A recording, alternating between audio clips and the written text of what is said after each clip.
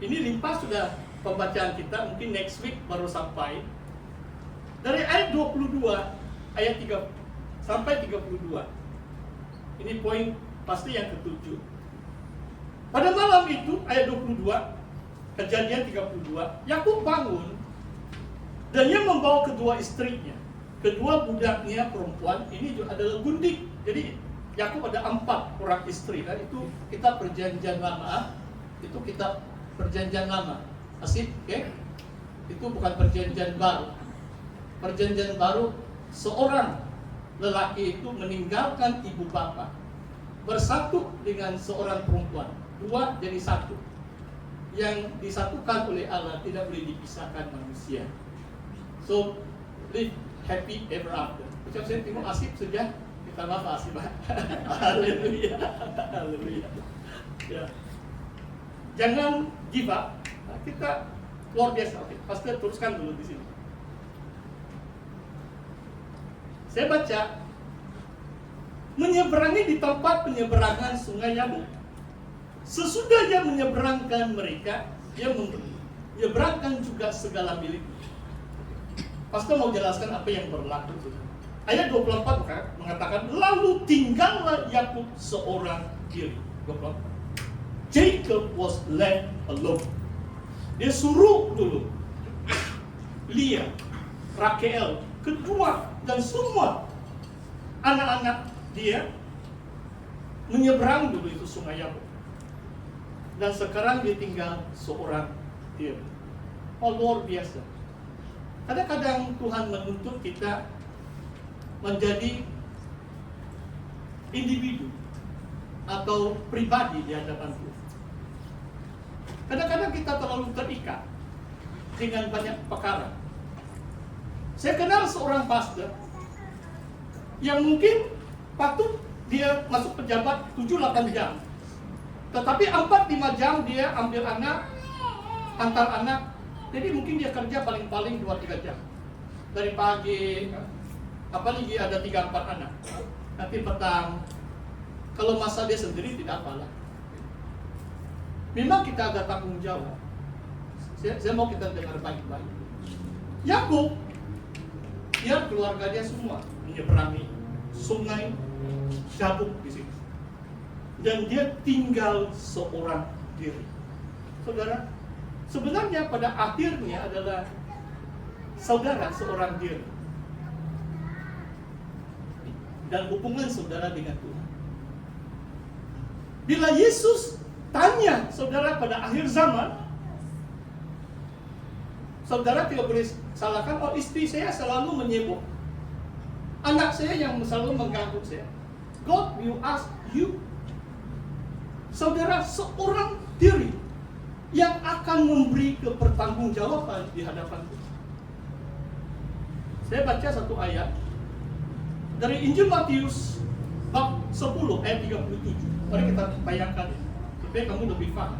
Sebenarnya banyak firman Tuhan, cuma pastor lihat tuh masa dan juga Matius 10 ayat 37. Dalam perjalanan kita mengikuti Yesus, Yesus mengatakan ini, barang siapa mengasihi bapa atau ibunya lebih daripadaku, ia tidak layak bagi. Dan barang siapa mengasihi anaknya laki-laki atau perempuan lebih daripadaku, ia tidak layak bagi. Ini perkataan siapa?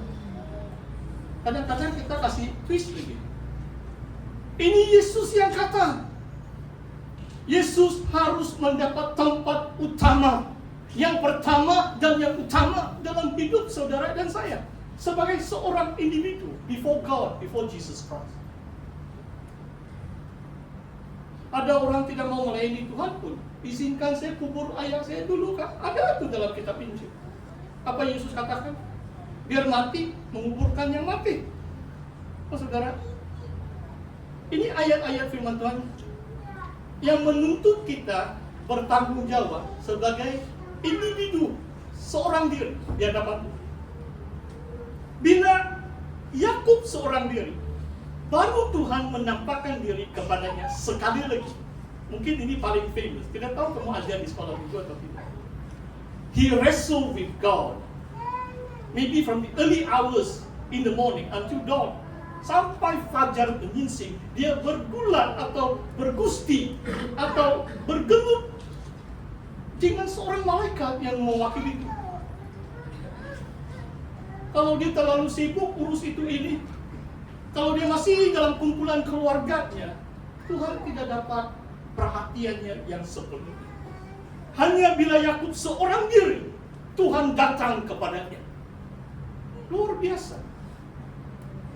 Adakah saudara pernah bergelut dengan Tuhan? Wrestle with God. Ini seperti ini perkataan ini Gusti. Satu kesaksian yang tidak baik adalah kalau orang tengok-tengok di kedai kopi, wah 4-5 jam tengok Gusti, macam buang masa juga. Tidak salah lah, saya bukan menghakimi kamu. Kalau saya nampak kamu di kedai kopi, nanti kamu nampak pastor juga tengok Gusti di. Jangan kamu menghakimi saya. Cuma di sini saudara, bila Yakub seorang diri, Tuhan datang, malaikat itu the angel of the Lord, macam Tuhan lah itu. Kan? Lelaki itu bergulat dengan dia sampai fajar menyingsing. Dan orang itu Tuhan tidak dapat mengalahkan Yakub. Oh, Yakub ini luar biasa. Waktu itu Yakub sudah 90 tahun, 20 tahun sudah kan, 70-an dia larikan diri. 90-an. Dan apa yang dilakukan oleh malaikat itu? Oh, dia terus ambil bahagian sini. Tulang sebahagian tulang Yakub. Sehingga dari waktu dia bergulat dengan malaikat ini, dia jalan pun tidak lurus, dia timpa. Luar biasa. Apa kata orang ini? Dan Yakub katakan seperti ini. Ayat 26. Sebab orang itu minta izin untuk pergi. Aku tidak akan membiarkan engkau pergi jika engkau tidak memberkati aku. Saudara, inilah gambaran kemenangan dalam doa. Kita tidak lepaskan Tuhan selagi Tuhan belum jawab. Aku tidak membiarkan engkau pergi jika engkau tidak memberkati aku. Yakub diberkati luar biasa. Oh saudara, saya mendorong saudara dan saudari. Anak saya di New Zealand, dan saya tahu itu Tuhan menjawab doa. Mungkin saya pernah saksikan. Setahun 4 bulan setelah dia tamat ijazahnya, anak saya tidak dapat kerja di New Zealand ataupun di Sabah. Dekat sudah dia mau balik di Sabah. Dia pikir bapak dia tidak mau dia balik di Sabah. Mana ada bapak yang tidak mau anaknya selalu bersama dengan dia. Tapi saya tahu hidup anak saya sangat susah. Apalagi sudah habis duit saya belanja dia sekolah di New Zealand. Saya bilang kamu coba. Saya ingat ini awal 2016. 2-3 bulan saya alami seperti Yakub. I wrestle with God. Saya berdoa sungguh-sungguh, bukan setiap hari, tapi saya berdoa sungguh-sungguh. Sebenarnya Tuhan, tolong bagi pekerjaan untuk anak saya. Sekarang genap sudah 10 tahun. Baru dia teks saya bilang, Bapak, ujung tahun saya balik, saya tambah lagi 10 hari cuti. Long leave, long service leave. Di New Zealand, pejabat kerajaan sana, kalau genap 10 tahun, ditambahi lagi itu 10 hari. Long service leave. Ya. Itu hasil doa, Tuhan menjawab doa. Pastor mau saksikan satu lagi. Cara kerja di sana, setiap 6 bulan ada review. Beberapa kali anak saya akan teks saya, sampai baru-baru juga dia teks saya. Tolong doakan saya, please pray for me. Ada satu kali dia pergi review untuk naik pangkat lah. Oh, saya tidak tahu, macam sangat berat. Beberapa hari saya berdoa, macam bergulat dengan Tuhan. Sampai saya main-main dengan anak saya. Nah, kali ini ya, ini mungkin 3-4 tahun yang lalu.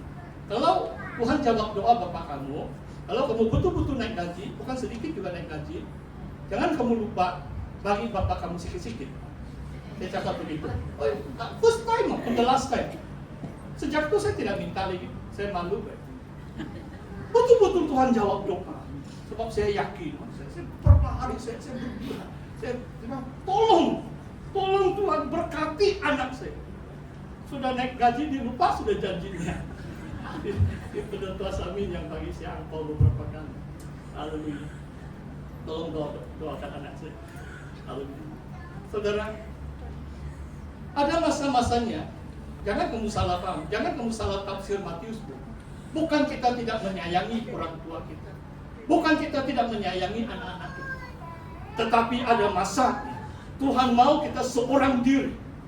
Tuhan mau kita mentaati Dia sepenuh hati, melebihi ibu bapak kita, melebihi anak-anak kita. Sebab itu tuntutan Tuhan Yesus. Tidak layak menjadi pengikutku kalau kita mengasihi ibu bapak lebih daripada kata Yesus.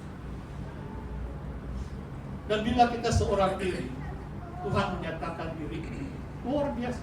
Dan akhirnya saudara, tempat itu setelah dia berjaya, pasti tidak cukup masa menguraikan tentang ini. Nama dia Israel, nama baru itu. Tapi yang pasti yang last point adalah Peniel. Peniel itu adalah muka Tuhan, face of God, Elohim, El. Okay. Jadi waktu dia sudah berbulan, dia tahu dia sudah ada encounter with God. Dia sudah lihat mukanya Tuhan, Elohim, luar biasa. Dan Tuhan sekarang memberi kita kasih karunia. Dalam penyembahan kita, dalam roh dan kebenaran, kita boleh melihat wajah Bapa dalam Kristus dengan anugerah Tuhan yang luar biasa. Saudara, saya jemput lagu pasti itu. Saya mau yang lagu terakhir tadi, sebab itu lebih sesuai yang memandang. Mari, pemusik, kita akan meresponi firman Tuhan. Mari kita datang kepada Tuhan. Ada 7 poin. Bila pemusik sediakan, kalau kita bangkit berdiri. Hidup ini suatu perjalanan iman kita.